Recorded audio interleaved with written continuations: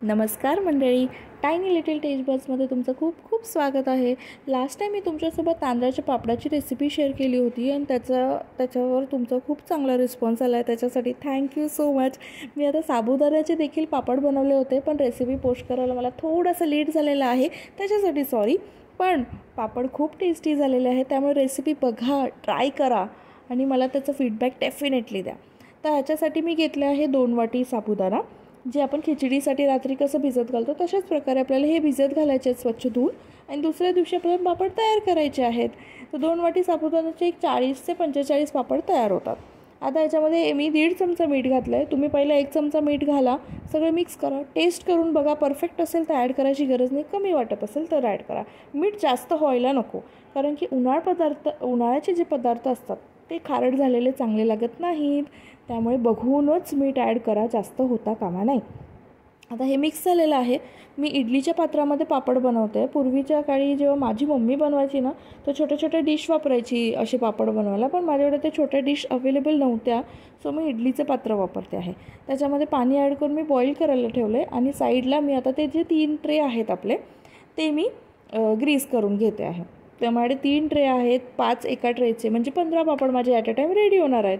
तर मी तुपाने ग्रीस करते. तुम्ही तेलही वापरू शकता, पण मी तुम्हाला प्रेफर करेन की तुम्ही तेल वापरू नका, कारण की वाळल्यानंतर पापडाला तो तेलकटचा असा वास राहतो, जो वर्षभर तो वास राहणार आणि खाताना पण येणार. सो तूप प्रेफर करा, कारण की आपल्याला 1 टाईम लावायचं आहे, तो तूपच लावा. सेकंड टाईम ग्रीस करायची गरज पडणार नाही, कारण की ते तेलकट सफिशियंट राहतात शेवटपर्यंत. छानपैकी ग्रीस झाल्यावरती जे आपण साबुदाण्याला मीठ लावून बाजूला ठेवलेलं आहे, ते आपण ह्या ट्रेजमध्ये भरून घ्यायचं आहे. आता इथे ना, तुम्हाला जर पातळ लेअरचं पापड हवं असेल ना, तर थोडेसे साबुदाण्याची क्वांटिटी कमी ठेवा, आणि असं दाबून दाबून तुम्ही जवळजवळ ते साबुदाणे असे पसरवून घ्या. मला थोडेसे जाडसर असे पापड आवडतात, कारण की तळल्यावरती खूप छान लागतात. हां, पापड वाळायला वेळ लागतात जाडवाले, पण तळल्यावरती खूप छान लागतात. पण तुम्हाला पातळ हवे असेल तर बिनधास्त तुम्ही पातळ लेअरचे बनवू शकता. आता पाणी उकळलेलं आहे. 3 ट्रे कुकरमध्ये ठेवायचे. हे जी जाळी दिलेली असते त्याच्याबरोबर ती आवर्जून वापरा, कारण की वाफेचं पाणी त्याच्यावर पडू नये म्हणून.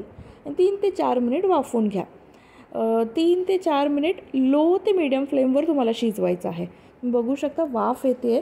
फटाफट ती ट्रे काढून घ्या, आणि 1 ते 2 मिनिट ना रूम टेम्परेचर किंवा पंख्याखाली त्याला ठेवा. थंड होऊ द्या, आणि मग त्याचे पापड बाजूला काढा.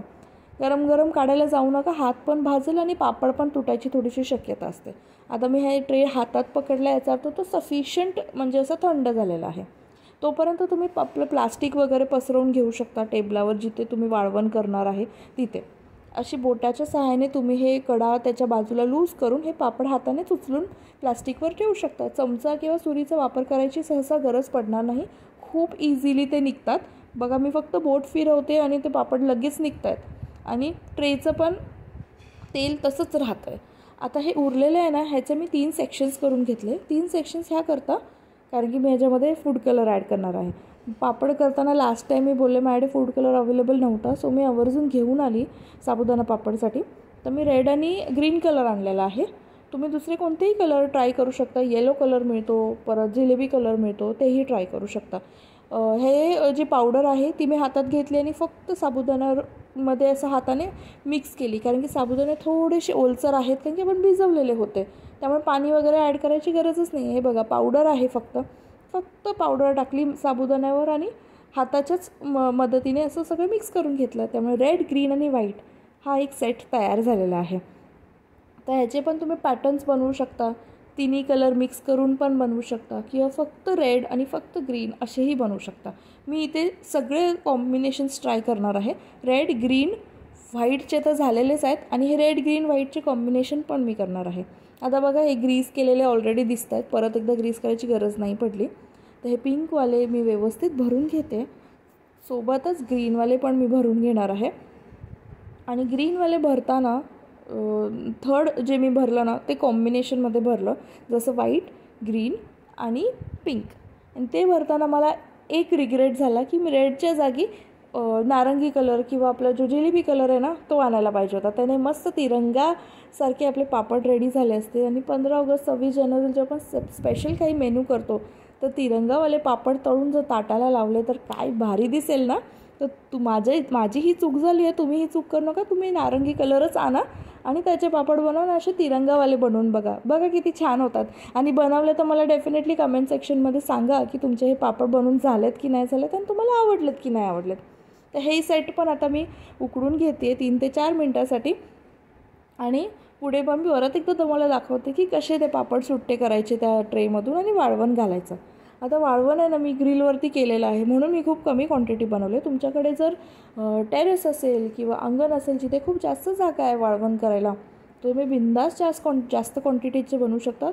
मला म्हणजे मुश्किलचे ना 1 तास पण जास्त बोलते मी, तेवढा लागला. म्हणजे हे शिजवून भरून वाळवण करून आणि खिडकीमध्ये वाळवायला विदिन एन आवर माझं हे सगळं काम झालं 2 वाटी साबुदाण्याचं.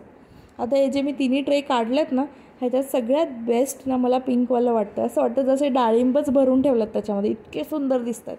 तुम्हाला आवडले की नाही हे पण मला नक्की कळवा. आता बघा, बोटाच्या सहाय्याने फक्त सेपरेट करायचं आणि उचलून कागदावर ठेवायचं. एखाद दुसरा फुटेल काही हरकत नाही आहे. पहिल्यांदा बनवताय तर फाटणार फुटणार आहे, तो चलता रहेगा. तेव्हाच आपण शिकतो ना त्याच्यातून, तर ते वाईट वाटून घ्यायची काही गरज नाही आहे. छानपैकी मस्त ट्राय करायचं. चांगले 7 ते 10 दिवस म्हणेल तेवढं ऊन द्या, खडखडीत वाळू द्या आणि तळून बघा किती छान लागतात. माझे हे मिक्स पापड तयार आहेत. वाळून पण दाखवतो मी तुम्हाला बघा वाळल्यावरती. तरी हे 4था-5वा दिवस होता, अजून मी खूप दिवस वाळवलेत. तुम्ही करून बघा आणि चॅनलला सबस्क्राईब करायला विसरू नका आणि स्वतःची काळजी घ्या.